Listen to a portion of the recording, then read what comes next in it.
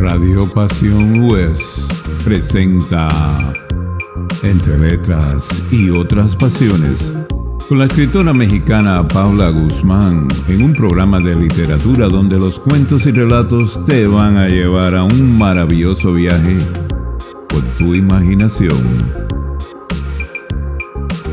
Solo aquí en Radio Pasión US, seduciendo tus sentidos.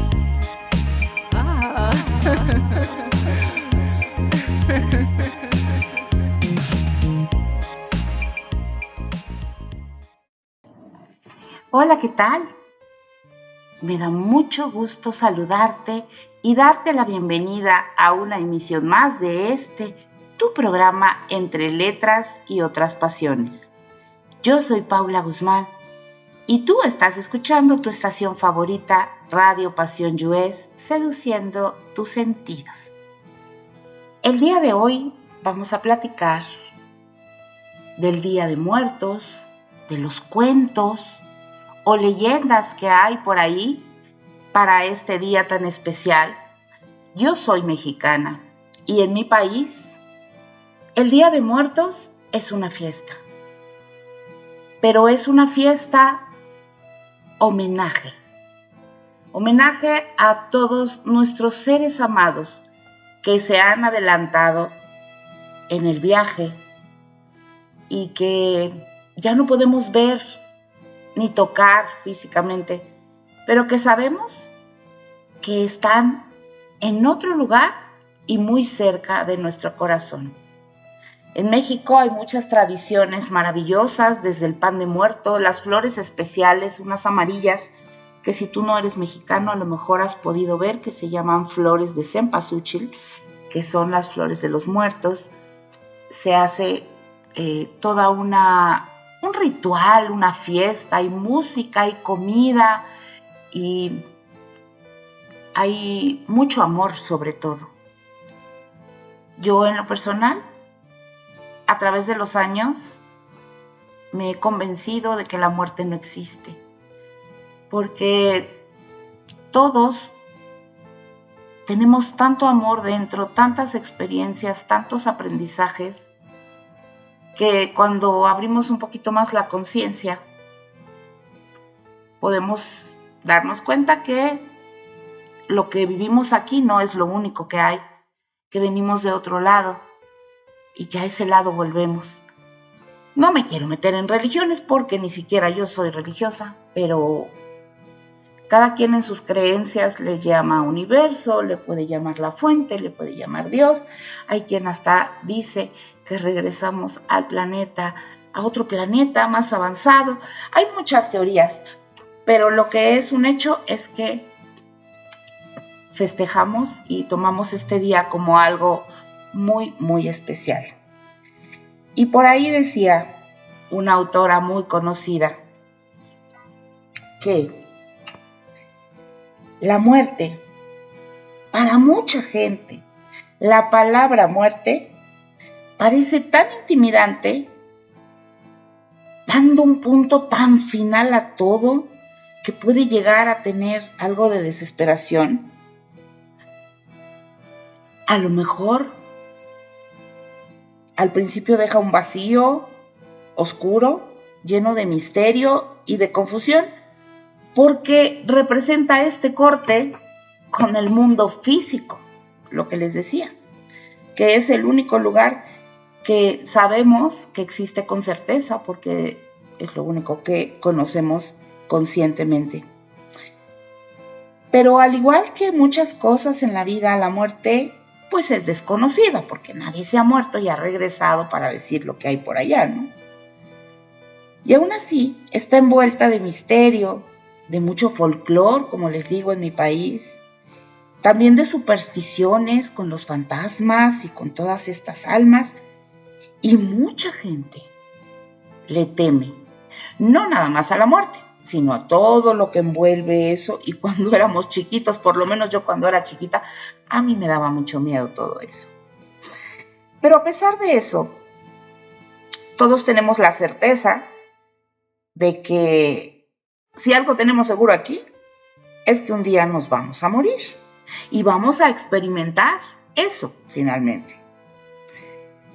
No importa cuánto nos cuidemos, deseemos atrasarla, relegarla, alargarla y además hacer la idea a un lado hasta el fondo de nuestra cabeza como si no existiera esa posibilidad para no pensar en ella. Pero es una realidad que el cuerpo no es nada más que un envoltorio, una botarga, un vestido que llevamos en esta encarnación y que algún día va a fallecer. Pero quedan tantas interrogantes para todos, por supuesto. ¿Qué sucede entonces? ¿También muere la personalidad que consideramos que es nuestra esencia en vida junto con nuestro cuerpo? O sea, ¿se muere todo? ¿Esta vida es lo único que hay y ya? ¿O hay algo más por ahí, algo raro, algo bonito? A lo mejor las iglesias pueden tener algo de razón cuando predican sobre el cielo para los buenos y piadosos y el infierno para los malvados. Pero si todos somos hijos de un solo creador, no creo que ese creador sea tan cruel.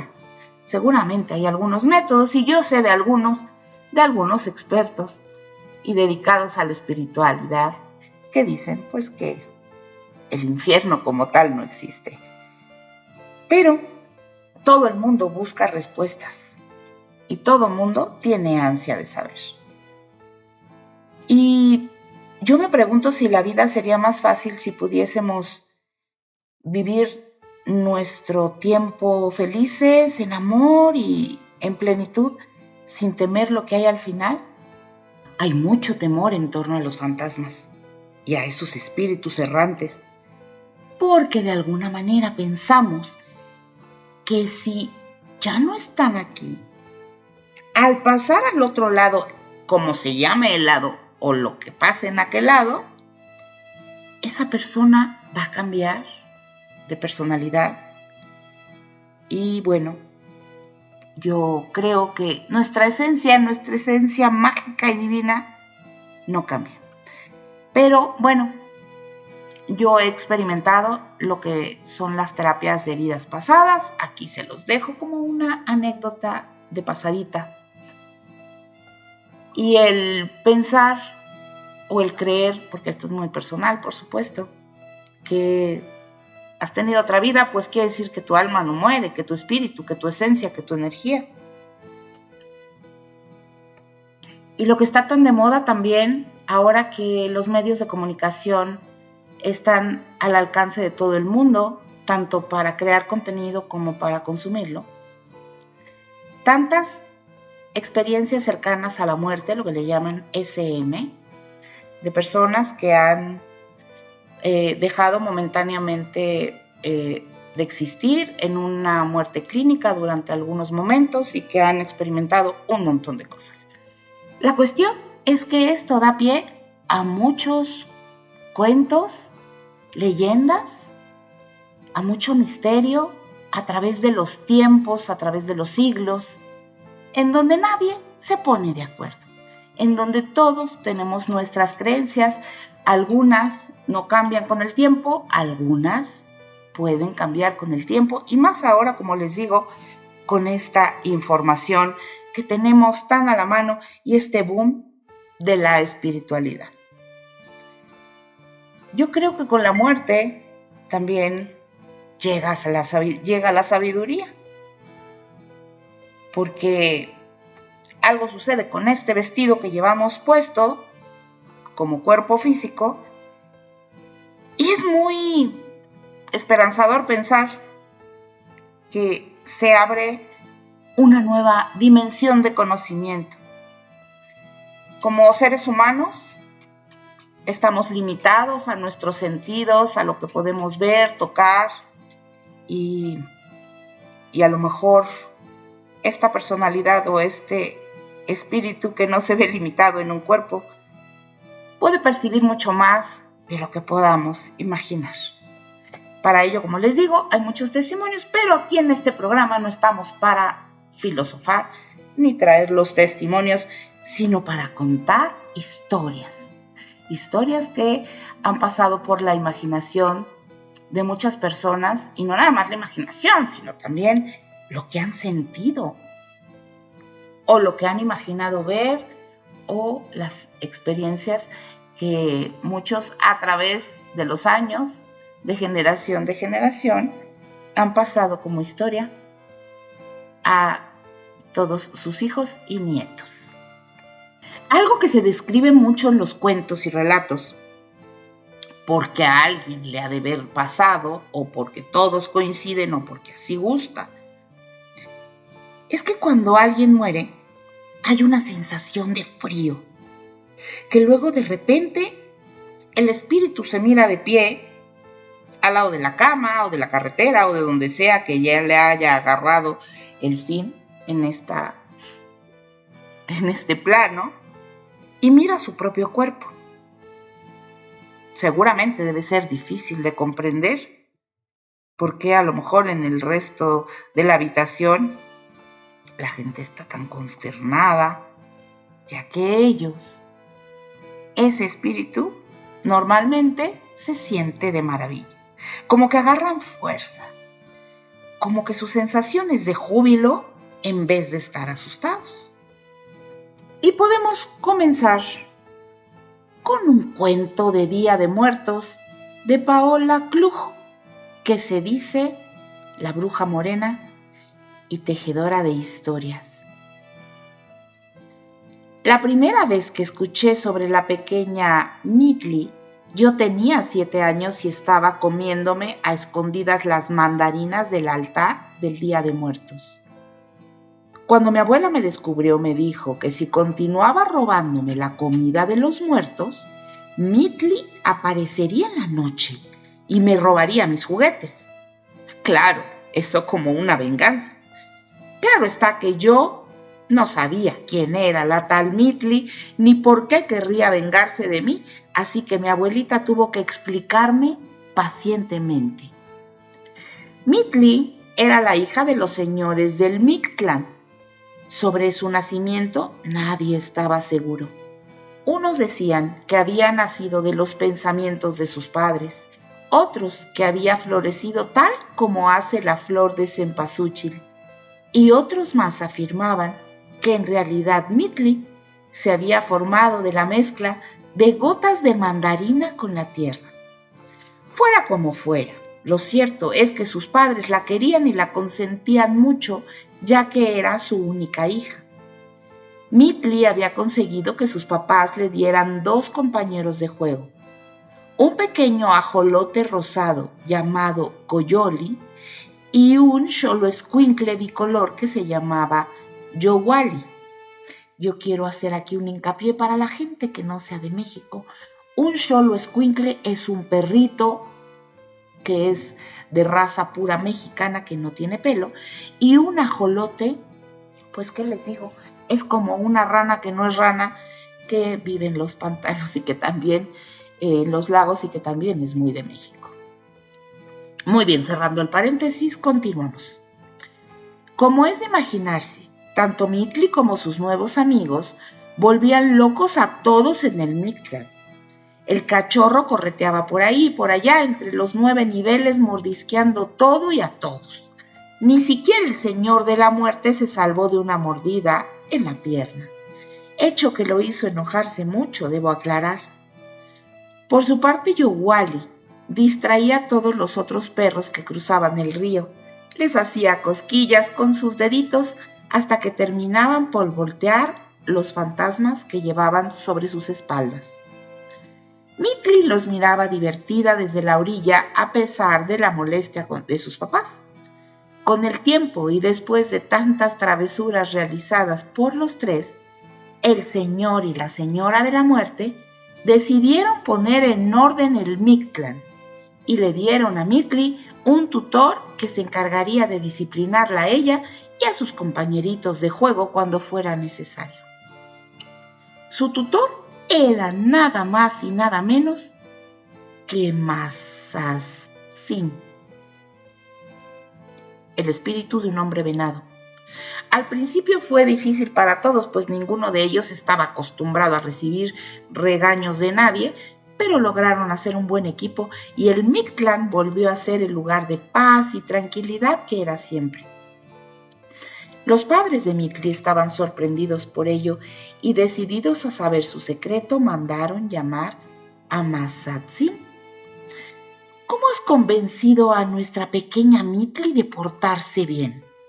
¿Cómo has conseguido que sus compañeros de juegos dejaran atrás sus travesuras?, preguntaron los padres de la niña. Señor y señora, ellos siguen haciendo travesuras, pero no en este mundo.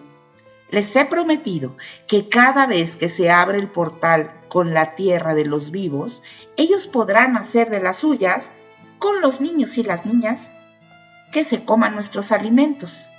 Como saben, cada vez hay menos platillos completos que traer aquí abajo, ya que la mayoría de las frutas y panes, dulces y demás son mordisqueados por los humanos pequeños.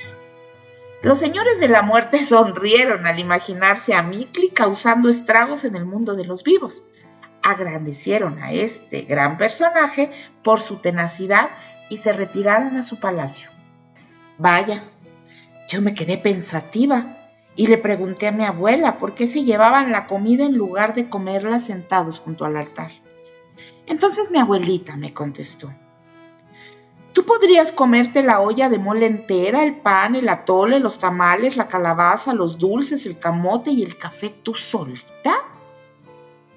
¿No?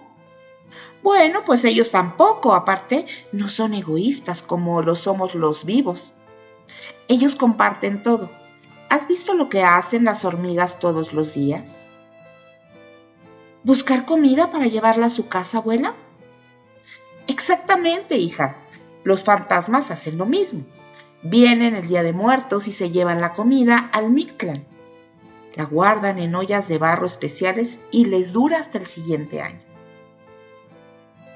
Abuelita, ¿y no se les acaba? No, porque hay muchos muertos y sus familias dejan comida para más de 2. Aparte, ellos comen menos que nosotros porque ya están muertos, niña tonta. Ahora ve por unas mandarinas al mercado para reponer las que te has robado del altar. Si no lo haces, Mitli, Coyoli y Yowali vendrán a molestarte y el Mazatzin no se los impedirá porque te lo mereces.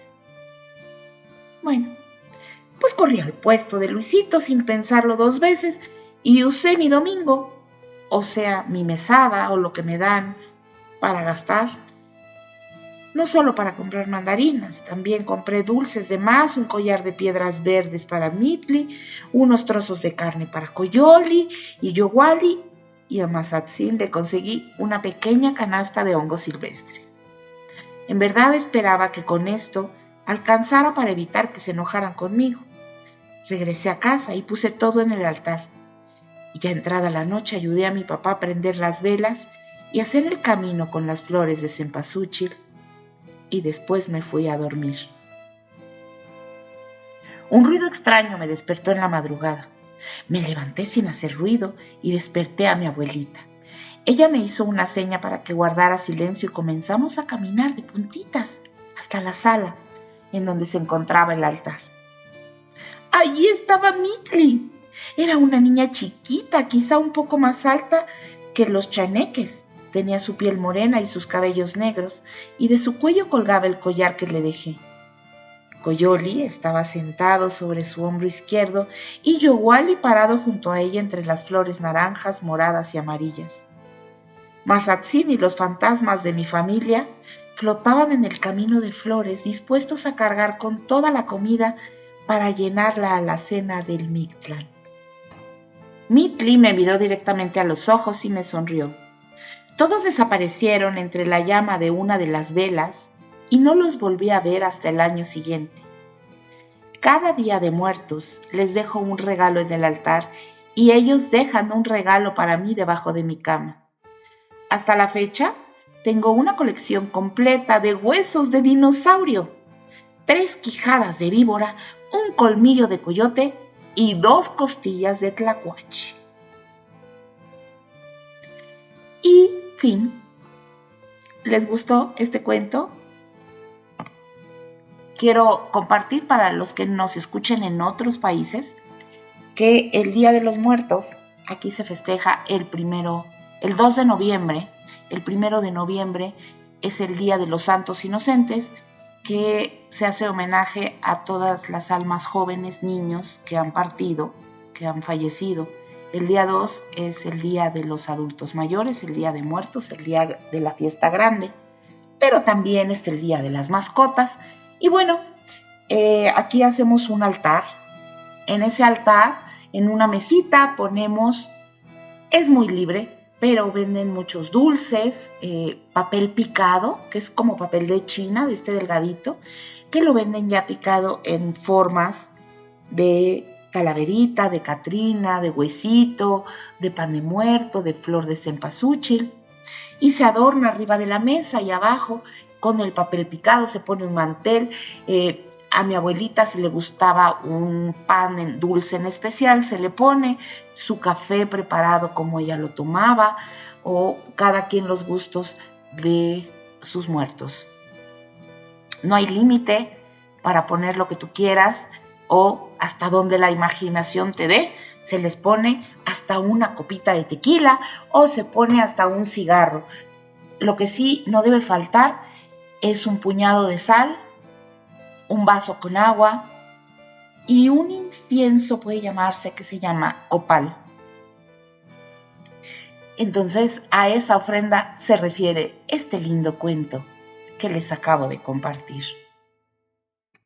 En torno a este día hay historias de apariciones, sonidos extraños, entre otras manifestaciones que podríamos llamar sobrenaturales, que se hacen presentes, pero nada es como escucharlas de las personas que las vivieron. Entre tumbas, lápidas y mausoleos se pasean los sepultureros y los guardias de los panteones más grandes de México, aquellos que se encargan de cuidar el último lugar de descanso de miles de personas. Estos personajes, con este trabajo tan peculiar, comparten a veces a la gente sucesos inexplicables que pueden ser realidad o producto de la imaginación. Como por ejemplo, lo que sucedió en el Panteón de Belén, en Guadalajara, Jalisco. Inaugurado en 1848, el Panteón de Belén luce muchos tipos de arquitectura a prueba del paso del tiempo.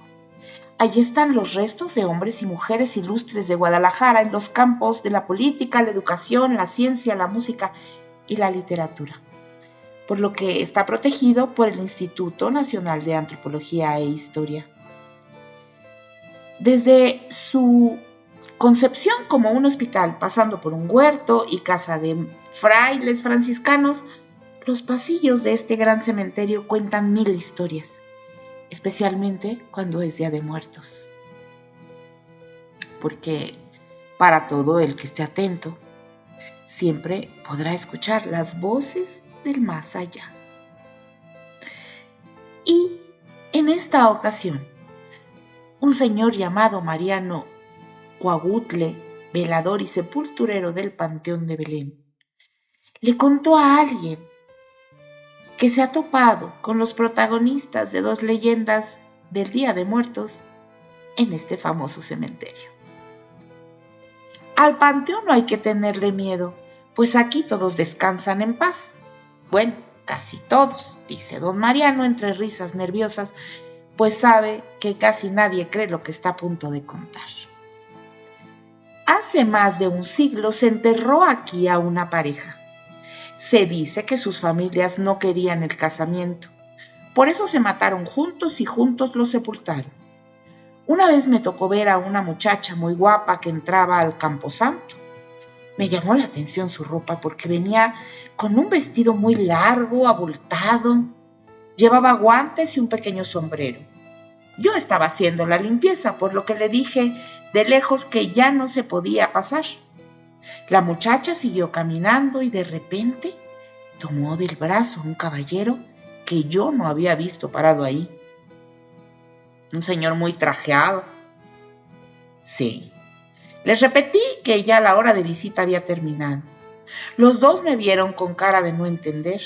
Se tomaron de la mano y se metieron entre las tumbas. Por poco me muero cuando los seguí y llegué a la lápida de aquella pareja. De ahí desaparecieron y no los volvió a ver más, por más que los buscó. O también Nachito, el niño que le temía a la oscuridad. Cuenta.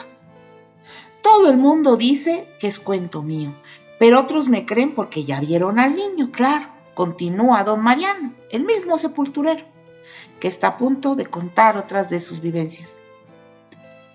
En otra ocasión me encontraba cerca de la tumba de Nachito haciendo mis rondas de la tarde. Ya estaba anocheciendo y olvidé mi linterna en la oficina. Esa vez todo estaba silencioso porque ya se habían cerrado las puertas, pero escuché clarito la risa de un niño. Pensé que algún grupo de escuincles se había metido a jugar y fui a regañarlos. Pero cuando llegué, los juguetes que la gente le trae al niño Nachito, al niño fallecido, esos juguetes que le traían que estaban alrededor de su tumba, estaban dispersos, como si hubiera estado jugando con ellos. Lo más lógico para mí fue pensar que estaba jugando y que se molestaría si lo regañaba, así que me fui para otro lado. Pero cuando me alejé, volví a escuchar risas de niños. Pero ni loco, yo ya no regresé. Don Mariano se refiere al niño Ignacio Torres Altamirano, quien murió en 1882 y que padecía de nictofobia, condición que lo llevó a la muerte a la corta edad de 5 años. Dice que durante los días posteriores a su fallecimiento, su cuerpo era encontrado por los sepultureros encima de su tumba, hecho que fue atestiguado por la gente de Guadalajara. Muchos aseguran que esto se debía a la fobia del niño hacia la oscuridad, por lo que decidieron exponer el féretro por fuera y así ya nunca más estaría en la penumbra eterna. También algo por ahí ha pasado en el Panteón El Cerro Morelos, en Tamaulipas, México. Aunque es el cementerio más antiguo de Morelos, Tamaulipas, los cuentos de Día de Muertos sobre este panteón poco tienen que ver con aparecidos y almas en pena. Son más bien los vivos los que causan miedo entre los habitantes, pero sobre todo entre los vigilantes y sepultureros. Miedo a los vivos. El señor Jonathan Rosales Hilario trabaja en el Cerro Tamaulipas desde la edad de 15 años cuando entró como velador, para luego subir de rango a sepulturero. No hay día en que no encontremos hechicería y magia negra. Esto es un camposanto. Párrocos y sacerdotes vienen a dar misa, a bendecir, y la gente entierra a sus familiares aquí. No es lugar para hacer esas porquerías, cuenta don Jonathan, algo enojado. Pero es verdad, antes, cuando la ciudad no era como hoy, encontrábamos fotos y nombres de personas que conocíamos junto a amarres y hechicería de todo tipo. Muchas de esas personas ya habían pasado a mejor vida. Tal vez si hubiéramos encontrado esas cosas antes no habrían sufrido tanto, dice don Jonathan, con un semblante más tranquilo. Una vez estábamos varios jardineros y cuidadores cerca de las puertas principales del panteón, dándole mantenimiento a esa parte, y de repente uno de los muchachos gritó y salió corriendo muerto de miedo. Estaba limpiando lápidas y encontró el cuerpo de un animal que no supimos qué era, pero que estaba dentro de un frasco de cristal. Todos se rieron porque es muy común encontrar esas cosas, pero todos quedaron helados cuando a los pocos minutos un fuerte viento sopló y escuchamos el grito de una mujer. En eso, las puertas del cementerio se abrieron de par en par y escuchamos muchos pasos, como si mucha gente entrara corriendo al camposanto. Nadie dijo nada, nadie volvió a hablar de eso. Y no podíamos dejar pasar el Panteón de Dolores, que está aquí en mi ciudad, en la Ciudad de México. en la alcaldía Miguel Hidalgo, y actualmente es el cementerio más grande de América Latina. Aparecidos y gritos de dolor son algunas de las miles de historias que este panteón tiene para contar, pero no hay como tal un cuento de Día de Muertos que dé más miedo que los reales, como El soldado que no descansa. El Panteón Civil de Dolores es el más grande de la Ciudad de México y uno de los más antiguos e importantes del país. Ahí se encuentran los restos de Diego Rivera, Agustín Lara, Dolores del Río, José Guadalupe Posada, entre otros hombres y mujeres ilustres. Entre estas figuras está el soldado Andrés Figueroa, que falleció a la edad de 54 años y no se sabe la causa de su muerte. Don Moisés Vargas, sepulturero y vigilante del Panteón de Dolores, cuenta que ya se ha topado con la presencia del militar. Es un hombre alto, de traje oscuro y lleva un fusil en el hombro. Sus pasos se escuchan a lo lejos y en un minuto llega hasta donde estás. Una vez, cuando era nuevo, estaba dando mis rondines nocturnos y escuché el marchar de sus botas a lo lejos. Ya me habían hablado del soldado, pero pensé que eran mis compañeros queriendo espantarme. De repente, escuché como claramente venía hacia mí. De un momento a otro, sus pasos ya estaban muy cerca y me quedé quieto, orando por no morirme del susto si lo veía. Hasta el día de hoy, podría jurar que lo escuché y sentí pasar a mi lado, alejándose marchando. Otros no corrieron con tanta suerte como don Moisés, pues se sabe de un guardia que murió de un infarto al encontrarse con el soldado. Pues sí, no cualquiera aguanta esas experiencias tan intensas. Y la leyenda del Día de Muertos en México es la leyenda del Mictlán, lo que les contaba yo del primer cuento de la niñita que se robó las mandarinas. La leyenda del Mictlán cuenta que el sexto piso se trata de un largo sendero donde se lanzan saetas, es decir, flechas que golpean los muertos, por lo que el reto para salir de ahí es evitarse el flechado para no seguir derramando sangre y perder antes de llegar al final. Pero en la mitología mexica, el Mictlán es el inframundo, un lugar de descanso para las almas de los muertos. La leyenda cuenta que las almas deben cruzar un río y llegar a las 9 casas del Mictlán, cada una relacionada con un elemento. En el sexto piso, las almas deben evitar ser flechadas para no perder y salir sangrando.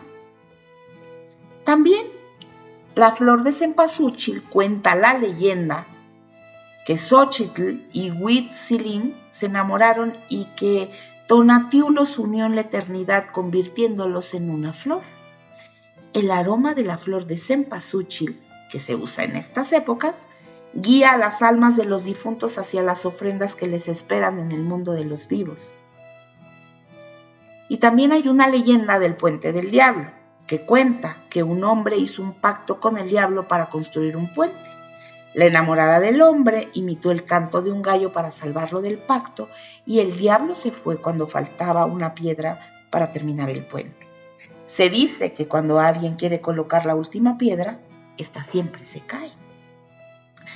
Y de este mito de la cosmogonía mexica surge esta leyenda del Día de Muertos, en donde desde el Mictlán viajan las almas de los muertos, de los difuntos, para volver a su casa, a la casa de los vivos, de la gente que amaban, que todavía está viva, para convivir con sus seres amados y nutrirse de la esencia de los alimentos que colocamos en estas coloridas ofrendas que ya te conté, que pueden ser desde muy grandes hasta muy chiquitas. Lo importante es el amor con el que las pongamos.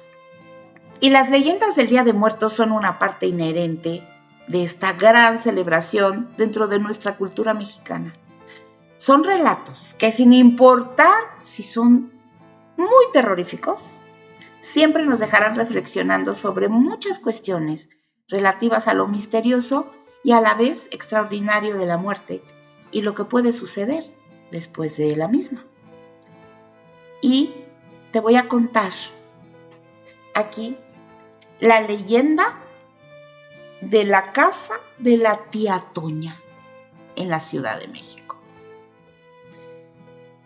Una de las tantas historias o leyendas del Día de Muertos que han pasado de generación en generación en la Ciudad de México es la de la casa de la tía Toña, una enorme mansión que se encuentra ubicada, de acuerdo con el mismo relato, en lo más profundo de la tercera sección del bosque de Chapultepec, muy cerca del Panteón Civil de Dolores. Se cuenta que la dueña de esta casa de gran tamaño era una mujer llamada Antonia, una persona muy adinerada que, sin embargo, no tenía familia o alguien con quien compartir su gran riqueza. La penosa situación llevó a esa mujer a realizar un acto muy noble: darle asilo a los niños desamparados que sobrevivían en medio del oscuro bosque. Aunque las intenciones de la tía Toña, como le decían los niños en aquella época, eran buenas, algo muy extraño, no se sabe exactamente qué o cuál fue el motivo, sucedió en el rincón más profundo y oscuro de la psique de la mujer. Como resultado, de un momento a otro, su actitud bondadosa se tornó sombría y escalofriante. El cambio de actitud de la mujer fue radical, y el momento más tétrico y espeluznante de esta transformación llegó un día en el que, debido a las travesuras comunes de los pequeños, enloqueció de ira y comenzó a perseguir a los chiquitos por toda la propiedad. Una vez que consiguió atraparlos, acabó con la vida de cada uno de ellos. Algunos de los cadáveres los sepultó en la casa, a otros los arrojó al río y otros más terminaron en las barrancas cercanas. Al final, la señora se quitó la vida, pero su espíritu jamás se fue, pues se dice que aún deambula por la mansión. Se cuenta que todavía hoy el espectro de la tía Toña, enojado y vengativo, se encuentra pendiente de los curiosos que osan entrar a su hogar con el objetivo de atacarlos. ¿Y qué te parece si te cuento la historia de Nachito? Ese Nachito que decía el sepulturero allá en Guadalajara que se le aparecía. Pues vamos a hablar un poco más de Nachito, ¿te parece bien? Para que no te quedes con la duda. Ahí, como te decía, en el Panteón de Belén de Guadalajara, está la leyenda de Nachito, el niño que te dije que padecía nictofobia, que es un miedo irracional y enfermizo a la oscuridad. Por esa razón, todas las noches antes de acostarlo, sus padres o el ama de llaves debían asegurarse de dejar velas encendidas alrededor de su cuna para evitar que el pequeño sintiera pánico y de esta manera pudiera dormir tranquilo. Sin embargo, una ocasión, debido a un descuido, no se sabe si de los padres, del niño o de alguna persona encargada de arropar a Nachito, las velas de la cuna no fueron encendidas. La consecuencia fue muy evidente. El niño, presa de un miedo inimaginable, murió durante esa noche. Sí, murió de miedo. Los padres de Nachito, desconsolados, lo mandaron a sepultar en el Panteón de Belén. Y entonces empezó a pasar eso, de que los veladores decían que oían primero el llanto de un bebé, que el cual provenía de la tumba de Ignacio Torres Altamirano, el niño con miedo a la penumbra. Influenciados por esos rumores, los padres optaron por construir un ataúd de concreto, el cual quedaría expuesto a la intemperie y sería custodiado por 4 antorchas encendidas que velarían el eterno descanso del pequeño. ¿Y qué creen?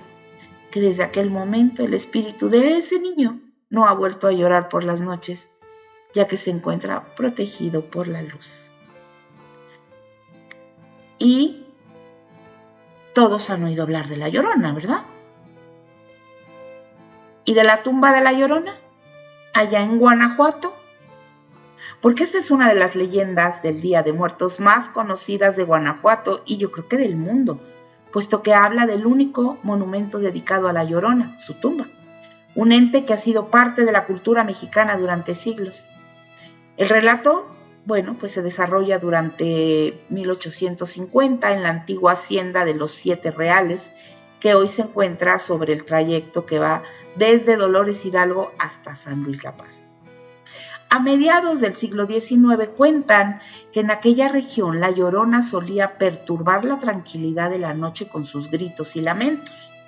Esto sumía a los habitantes de la zona en el terror, llevándolos a evitar salir de sus casas desde que llegaba el atardecer y orillando a los trabajadores del campo a terminar sus labores rápidamente o a dejarlas inconclusas para irse temprano a su casa. El miedo entre los pobladores fue tan intenso que el hacendado de los 7 reales se vio obligado a convocar a un sacerdote para bendecir aquel lugar.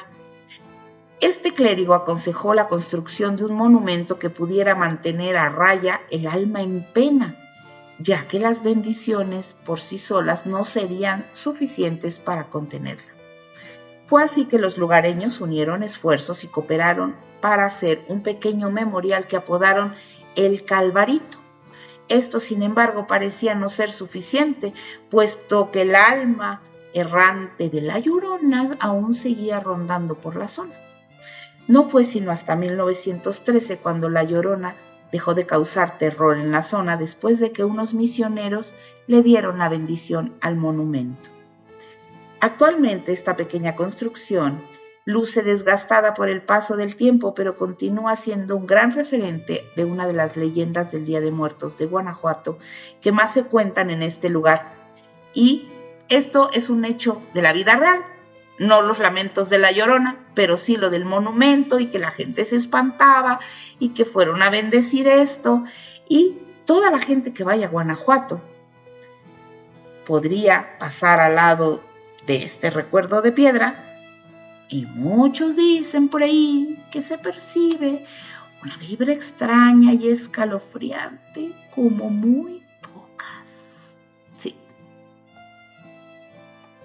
Y para cerrar este programa dedicado al Día de Muertos, a las leyendas, a los cuentos y a este misterio que nos envuelve, pues te voy a recordar un poquito justamente la leyenda de la Llorona.